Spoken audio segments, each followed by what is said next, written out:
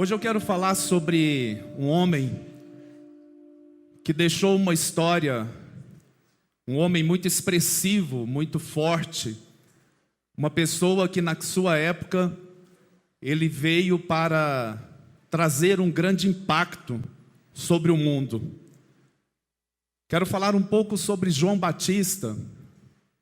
E eu queria ler um texto com você que está no livro de Lucas, capítulo 1, do verso 13 ao 17. Diz assim: Mas o anjo, disse-lhe porém o anjo, Zacarias, não temas, porque a tua oração foi ouvida, e Isabel, tua mulher, te dará à luz um filho, a quem darás o nome de João. Em ti haverá prazer e alegria, e muitos se regozijarão com seu nascimento. Pois ele será grande diante do Senhor. Não beberá vinho nem bebida forte, será cheio do Espírito Santo, já desde o ventre materno. E converterá muitos dos filhos de Israel ao Senhor seu Deus. E irá diante do Senhor no espírito e poder de Elias, para converter o coração dos pais aos filhos, converter os desobedientes à prudência dos justos, e habilitar para o Senhor um povo preparado. E aqui nós precisamos entender a figura de João Batista, porque quando você vê aqui no verso 17, para converter o coração dos pais aos filhos, e se você for por último texto do Velho Testamento, você vai ver que lá encerra justamente com essa expressão, que os pais se converteriam, o coração dos pais seriam convertidos aos seus filhos e dos filhos aos seus pais. E há um gap aqui então, entre o Velho Testamento e o Novo, de cerca de 400 anos. E por 400 anos então, ficou esse tempo sem anunciar a palavra de Deus como nos tempos de João Batista. E aqui a gente percebe que João foi uma resposta de Deus ao clamor de um pai, por causa da sua mulher não poder ter filhos. Ele então clama a Deus e o anjo então diz para ele: olha, a sua oração foi ouvida. E a promessa então para ele era que desde o ventre João Batista seria cheio do Espírito Santo. Você como pai, como mãe, não se sentiria privilegiado de saber que desde o ventre da mãe ali, o filho já seria cheio do Espírito Santo? Agora vamos lá para o capítulo 1, verso 39, que diz assim: Naqueles dias, dispondo-se Maria, foi apressadamente à região montanhosa, a uma cidade de Judá. Entrou na casa de Zacarias e saudou Isabel, a mãe de João. Ouvindo esta saudação de Maria, a criança lhe estremeceu no ventre, e então Isabel ficou possuída do Espírito Santo. Olha só, já pensou? Encontro de duas grávidas, uma das grávidas era a mãe de Jesus, Jesus já estava no ventre de Maria, e aí Maria vai visitar a sua prima Isabel, e quando elas se encontram, há uma conexão tão grande sobre aquelas duas crianças, que por causa de João Batista estar cheio do Espírito Santo dentro do ventre materno de sua mãe, a sua mãe fica possuída pelo Espírito Santo. Olha só, tremendo isso, não é? Que isso aconteça com as nossas grávidas aqui, em nome de Jesus, amém?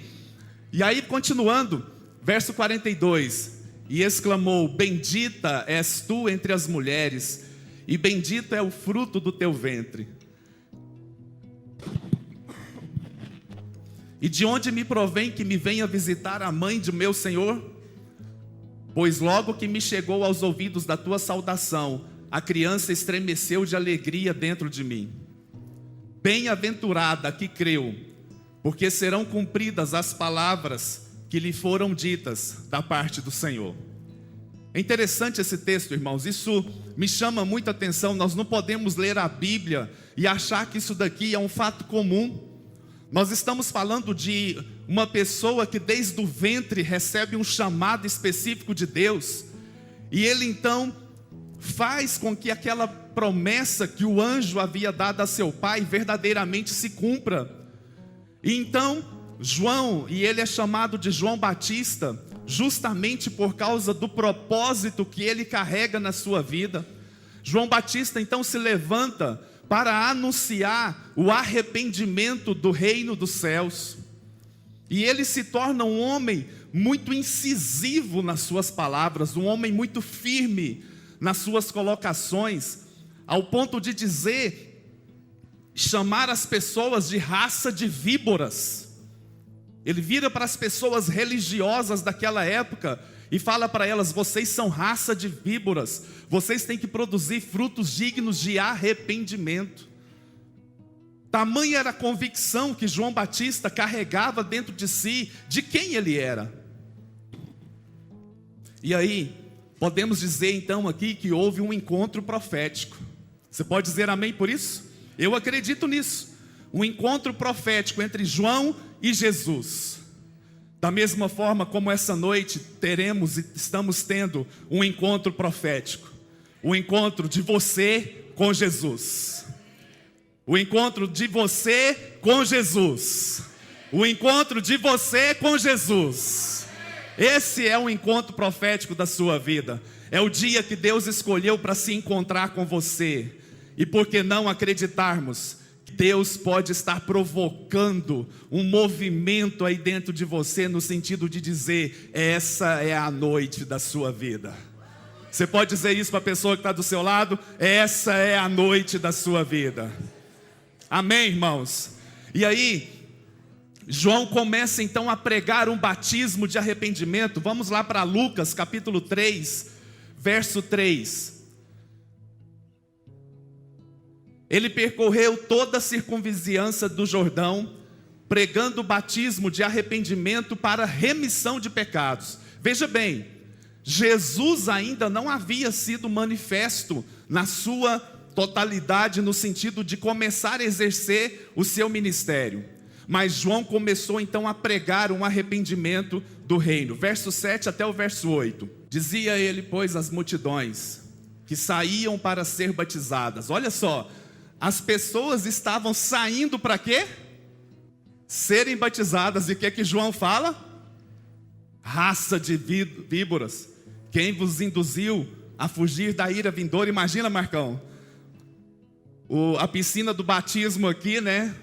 A filinha das pessoas para serem batizadas aqui, e aí os pastores aqui reunidos e a gente apontando o dedo e falando: raça de víboras, vocês não passam de víboras, quem vai libertar vocês dessa ira vindoura?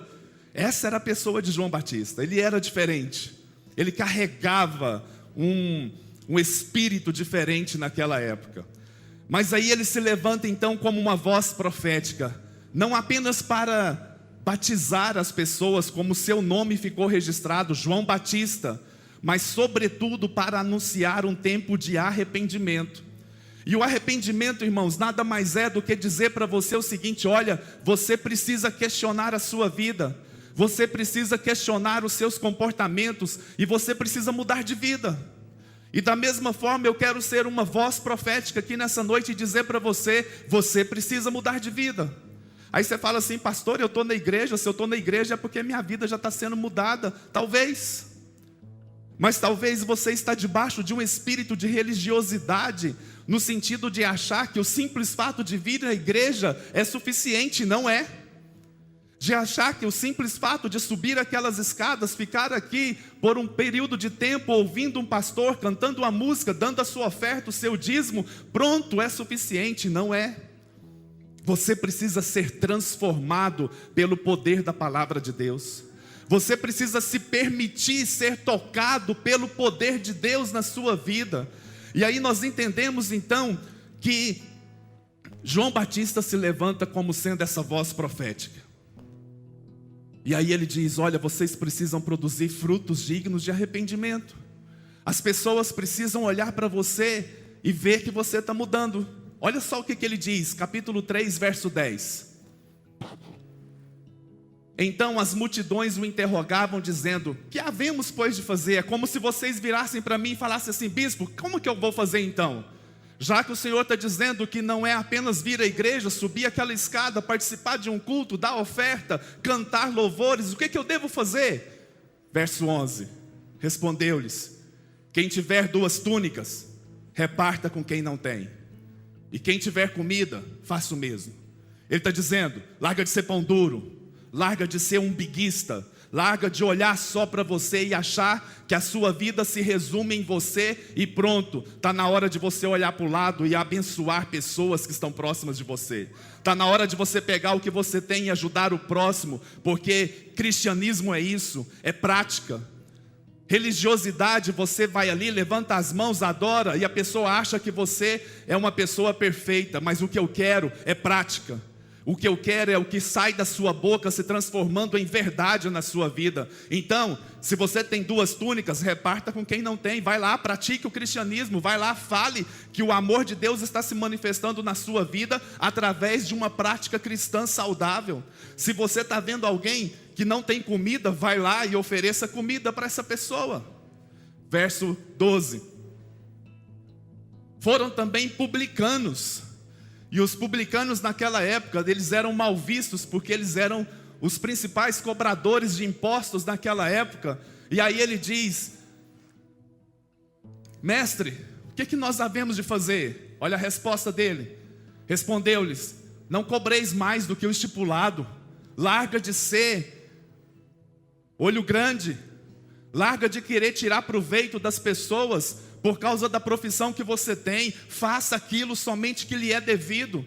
Faça somente aquilo que é o correto. Não passe disso. Não cobre mais do que o estipulado. Mude a sua vida. E aí vem um outro, soldados, e perguntam: e nós? O que nós faremos? E ele responde: a ninguém maltrateis. Não deis denúncia falsa, e contentai-vos com o vosso soldo. O que ele está dizendo aqui para mim e para você nessa noite é: você precisa mudar a sua vida. Você precisa deixar velhas práticas e passar a viver uma nova vida com Cristo. E aí, irmãos, o que nós aprendemos é que verdadeiramente Deus tem sonhos, Deus tem promessas, Deus tem um propósito na nossa vida. E quando nós nos encontramos com Cristo, esses sonhos, essas promessas precisam ser evidenciados. E nós temos que ter uma transformação de vida em nós. É de dentro para fora. É uma mudança genuína na nossa vida prática. Não é apenas da boca para fora, mas é de dentro para fora. E aí, irmãos, nós precisamos entender que cada um de nós, indistintamente, temos um propósito na vida. Cada um de nós, por mais que você ache que você não saiba o motivo pelo qual você existe, mesmo assim, você ainda carrega dentro de você um propósito. Você pode dizer amém por isso? E Deus nunca te dará um propósito que não leve você a depender dele constantemente. Deus nunca vai permitir que você viva um propósito se não for para depender dele completamente na sua vida. Porque Deus colocou a sua assinatura em nós.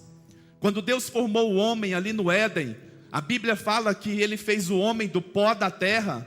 E logo depois dele ter formado o homem, o que ele fez? Ele soprou no homem. E ao soprar no homem, é como se Deus estivesse implantando no homem o seu DNA. Existe um cientista chamado Greg Braden. Ele é um grande pesquisador. E ele ficou muito famoso recentemente quando ele lançou um livro chamado Código de Deus. Que eu não sei se você já ouviu falar sobre isso. Ele chegou à conclusão, depois de analisar vários e vários DNA de humanos, que em cada DNA, sempre havia uma relação no DNA humano com as letras do nome de Deus. YHVH, que é Yahvé. E aí então, Greg Braden, ele se torna famoso porque ele entendeu, e isso é fala dele, que é como se Deus estivesse colocando a sua assinatura em cada código genético humano. Você podia dar glória a Deus por isso. Sabe quando é que isso aconteceu? Quando Deus soprou sobre o homem. Ele foi lá e assinou. Ficou muito bom. Ficou muito bom, perfeito. Então, o que nós entendemos é que todos nós carregamos essa assinatura de Deus em nós. Nós sempre viveremos a expectativa de estarmos conectados com Deus. E aí é onde você percebe que o ser humano, ele sempre está em busca de se conectar com o seu Criador. E ele vai atrás de várias e várias fontes, e é o que nós chamamos de religião.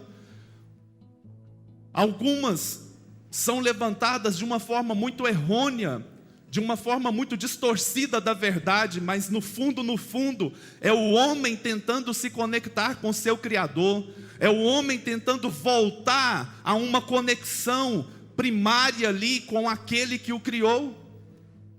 E aí, nós podemos caminhar por vários e vários anos, vários e vários caminhos, para tentar preencher um vazio.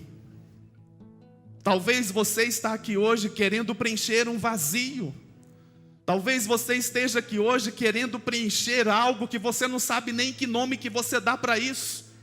Você só não consegue entender, mas você sente que parece que está te faltando alguma coisa. Parece que algo te falta, parece que algo ainda não preencheu em você. Isso nada mais é do que você tentando se conectar com o seu Criador. E aí o nosso espírito, quando nós entregamos a nossa vida a Deus, e nós reconhecemos a sua grandeza e a sua soberania, o nosso espírito é recriado, e nós somos então novamente conectados a Ele. E aí, é como se Deus mostrasse para você, quando você entrega a sua vida para Ele: olha, eu coloquei a minha assinatura em você.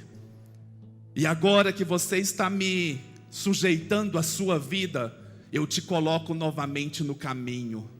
Eu te estabeleço novamente no propósito para o qual você foi criado.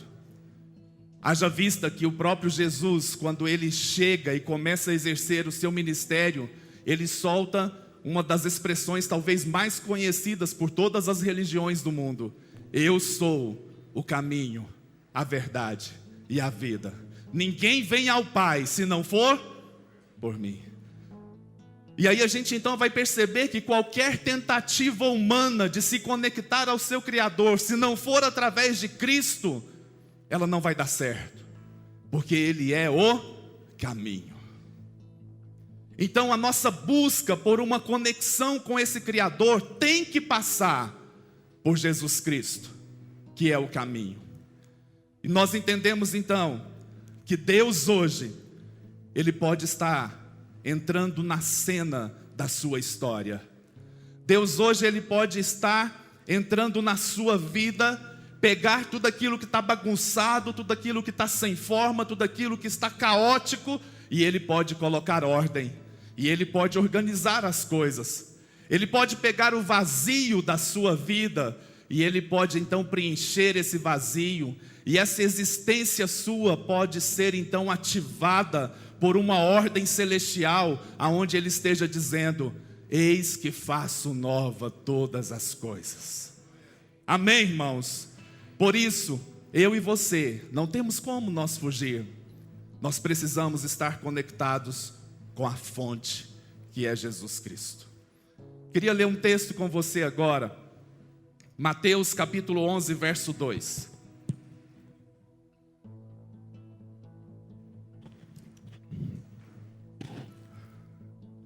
Vamos ler até o 6, tá? Quando João ouviu no cárcere falar das obras de Cristo,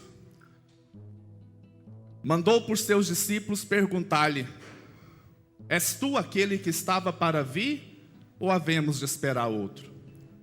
E Jesus respondendo disse-lhes: ide e anunciai a João o que estás ouvindo e vendo. Os cegos veem, os coxos andam, os leprosos são purificados, os surdos ouvem, e os mortos são ressuscitados, e aos pobres está sendo pregado o Evangelho. E bem-aventurado é aquele que não achar em mim motivo de tropeço. Nós precisamos entender o que é isso aqui.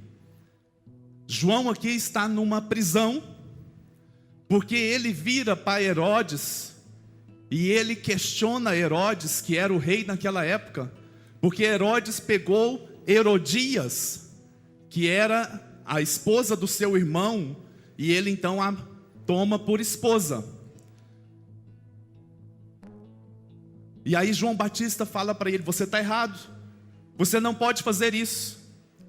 E então Herodes manda prendê-lo, achando que ele iria atrapalhar os seus planos naquilo que ele se propusera a fazer. João estava lá no cárcere. Historicamente se diz que ele estava na prisão de Maqueros, que é um lugar mais afastado ali de Jerusalém. E aí João então manda que seus discípulos vão ter com Jesus para perguntar: és tu mesmo ou nós devemos esperar outro? E aí, irmãos, nós precisamos entender o que é essa atitude de João. João estava numa prisão. Nós estamos falando daquele homem que desde o ventre tinha uma conexão muito forte com Cristo. Nós estamos falando de um homem que desde o ventre se conectou com Jesus de uma forma muito poderosa e especial. Mas agora ele está na prisão. E porque ele está na prisão, ele começa a ouvir outras vozes. Talvez os relatos que traziam para ele era de um Messias que estava sendo perseguido. Não sei. Talvez os relatos que traziam para João era de que muito em breve aquele homem seria morto ou aprisionado como ele.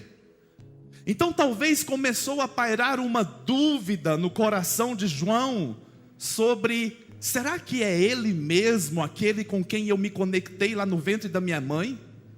Será que de fato é esse o Jesus que virá nos salvar? Porque peraí, se ele é o Messias, se ele é aquele que vai nos libertar, como que pode eu ouvir essa história a respeito dele? Será que de fato é a mesma pessoa? Ou será que nós teremos que esperar outro? E da mesma forma pode acontecer comigo e com você, quando nós nos encontramos em algumas prisões da nossa vida.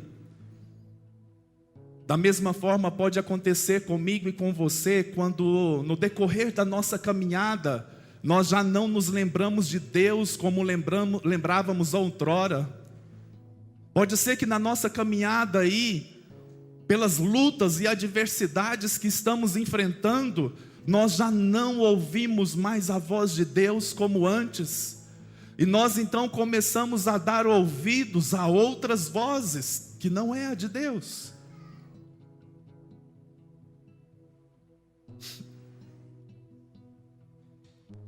Pode ser que eu e você estejamos aprisionados pelo medo, aquele sentimento que tem nos dominado tanto, que nós não sabemos o que será da nossa vida amanhã, nós não sabemos como será o nosso futuro. Talvez você está sendo dominado por uma incredulidade tão grande nesses dias, aonde você já não vê mais nada sendo possível de acontecer. E talvez você está escutando outras vozes, a voz que talvez está ecoando aí no seu coração, é uma voz dizendo para você: vá na sua força, vá na sua coragem, vá na sua ousadia, porque você não precisa esperar para que algo sobrenatural aconteça com você. Vá à luta. E pode ser que você esteja tão cansado e que você já não tem força mais em si mesmo. Pode ser que você esteja aí aprisionado pela decepção, por fracassos que você vem vendo acontecer na sua vida dia após outro. Talvez o fracasso no casamento, talvez o fracasso na sua família, talvez o fracasso no seu trabalho, e você se decepcionou com pessoas, e você já não consegue mais ouvir a voz de Deus. Talvez você está aprisionado pela perda de alguém que você amava tanto, e aquilo mexeu com as suas estruturas. Talvez você está decepcionado com pessoas que você colocou tanta expectativa nelas. Talvez líderes religiosos, líderes políticos, líderes, seja qual é a autoridade que ele exerça na sua vida, você colocou muita expectativa e frustrou. E aí você se encontra numa situação onde você não tem mais fé, você não tem mais esperança, e você sabe qual que era o pior? É que você começou a nutrir em si mesmo um sentimento de que você dá conta sozinho. E talvez ao longo desses anos para trás, desses dias para trás, você se acostumou a viver longe de Deus. Você se acostumou a viver independente de Deus. Você se acostumou a acordar todas as manhãs, se preparar de uma forma muito particular, aonde você não depende mais dele, ou talvez você depende de uma maneira muito religiosa. Você depende de uma maneira muito simplista ali, aonde você talvez faz o sinal da cruz ali, né, ao sair de casa e diz: me abençoe, Pai, em nome de Jesus, amém. E aquilo se transforma num ato religioso da sua parte. Quando na verdade, Deus quer muito mais de mim e de você. Ele quer se relacionar. Ele quer fazer parte da sua história. Ele quer fazer parte dos seus sonhos. Ele quer fazer parte das promessas que Ele tem para a sua vida. E aí pode ser que as informações que você tem ouvido falar por aí é de que está tudo tão difícil. Deixa eu te dizer uma coisa. Por mais que as coisas estejam difíceis na sua vida e ao seu redor, quando Deus está no controle da nossa vida, tudo pode ser diferente. Tudo pode ser diferente, irmãos. Quando Deus está no controle da nossa vida, as coisas podem ser diferentes, sim. Eu me lembro quando nós começamos a reformar esse espaço que nós estamos aqui, em plena época de pandemia, a receita nossa caiu muito mais da metade, muito mais. Esse lugar que você está vendo aqui não tinha teto, não tinha piso, não tinha nada. Tinha nada, a não ser um ninho de pombo que aqui tinha. Literalmente, não tinha teto, as telhas todas furadas, muitas telhas estragadas, era um contrapiso cheio de titica de pombo, pena para tudo quanto é lado. Nós fechamos essas janelas aqui com as telinhas, não tinha vidro, para ver se os pombos não entravam aqui. Alguns conseguiam entrar, que eu não sei como, pelos buracos do teto, sei lá. Ou então eles vinham andando pela escada. Era a única forma deles entrar aqui. E aí nós decidimos então reformar isso daqui, porque nós não cabíamos lá embaixo, onde nós nos reuníamos, por causa do espaçamento que tínhamos que ter pelos decretos. E eu confesso para vocês, que por vários e vários dias eu chegava aqui e eu falava: Deus, que loucura. Toda segunda-feira, quando a gente pegava o espelho do banco ali e eu olhava para as nossas contas, eu falava: que loucura. E fé é uma coisa louca mesmo. Deus, Ele tem essa capacidade de nos levar a nos mover por fé e acreditarmos que mesmo quando tudo está um caos, quando tudo está perdido, Ele vem e coloca em ordem todas as coisas. Ele pode fazer isso na sua vida hoje.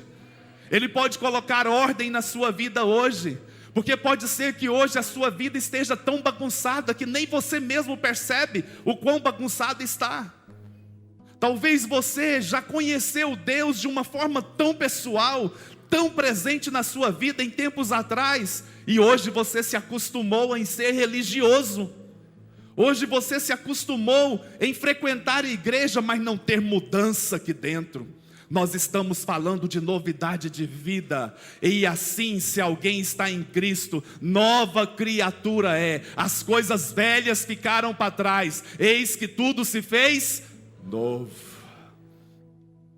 É esse Deus que nós queremos ver manifesto na sua vida. É esse poder que nós queremos ver transbordando em você. O poder de Deus pegar algo que está tão terrível e colocar ordem na nossa vida, e colocar ordem na nossa casa e na nossa família. Que vozes você tem escutado nesses dias? Vozes do medo, da incredulidade, da desesperança? Vozes que já não te fazem acreditar tanto em Deus como você acreditava outrora? E pode ser que essas vozes estejam destruindo teus sonhos, as promessas e o propósito de Deus na sua vida. Mas eu quero apresentar a vocês nesta noite um Jesus que não nos acusa, um Jesus que não nos repreende quando nós duvidamos se Ele é Deus mesmo ou não. Foi o que João fez.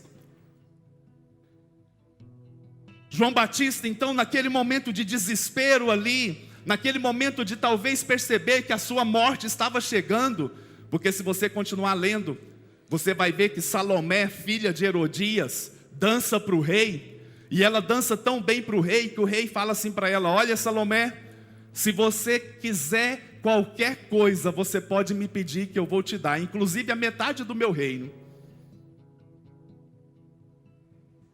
E talvez fruto de um espírito vingativo ali, como ela ficou sabendo que João Batista estava preso porque questionou Herodes sobre ele ter ficado com a sua mãe, ela então pede a cabeça de João Batista.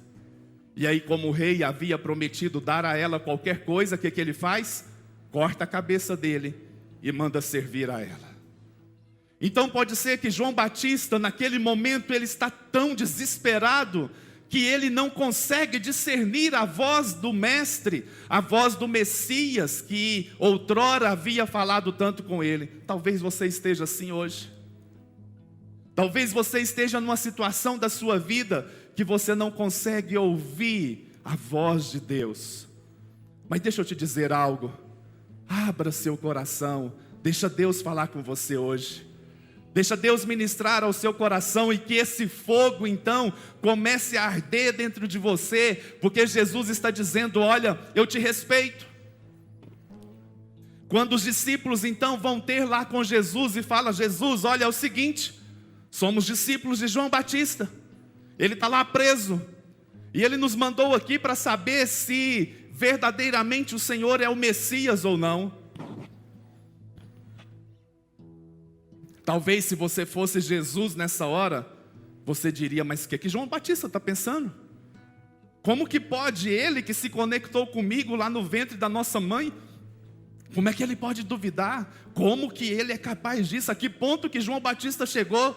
Você não vê o mestre fazendo isso. Pode colocar lá de novo para mim, Igor, por favor.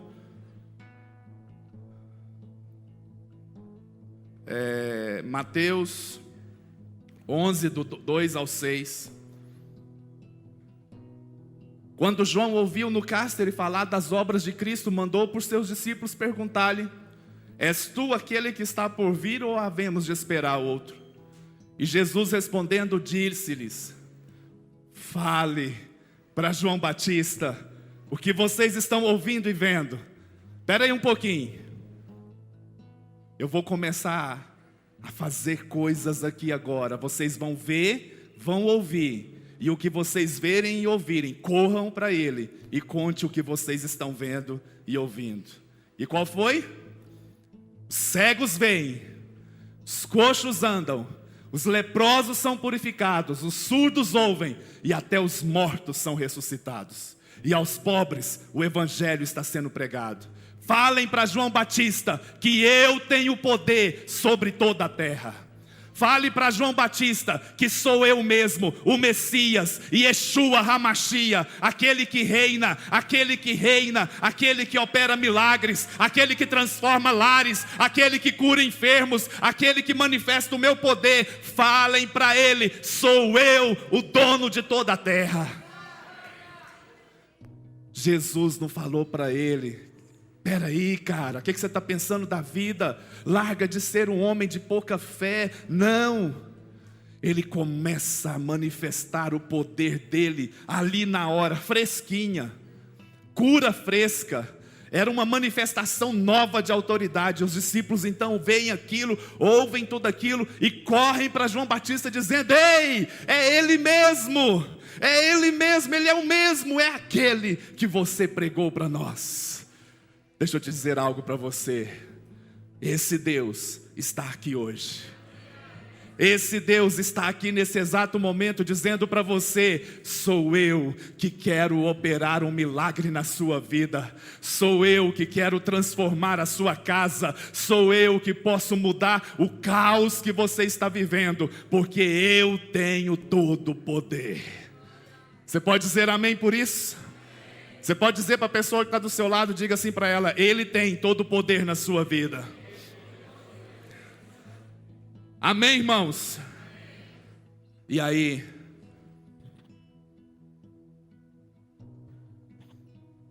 a Bíblia não registra como foi a volta dos discípulos. A Bíblia não mostra como foi a recepção de João Batista com as boas novas, mas eu acredito veementemente que eles voltaram com boas novas.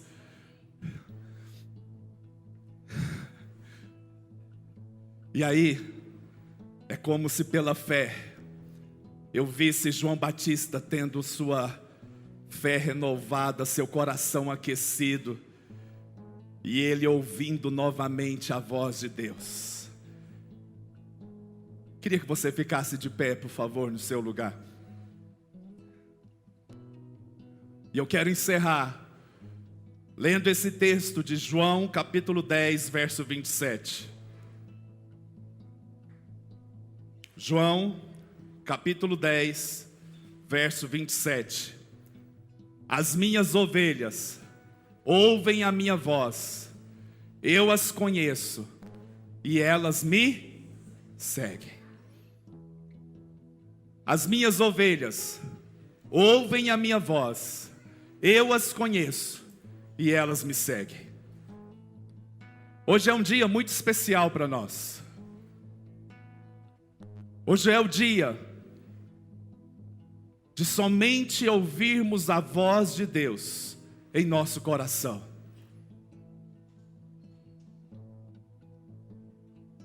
Você pode colocar a sua mão no seu coração e dizer bem baixinho aí: Senhor, eu quero ouvir a tua voz. Fala comigo. Fala ao meu coração. Fala comigo, Senhor. Coloca em ordem a minha vida, como o Senhor faz com o seu poder e autoridade, e manifesta em mim esse poder que o Senhor tem. Coloque em ordem a minha vida, ó Deus. Você pode dizer isso? Fale isso para o Senhor. Fale isso para o Senhor.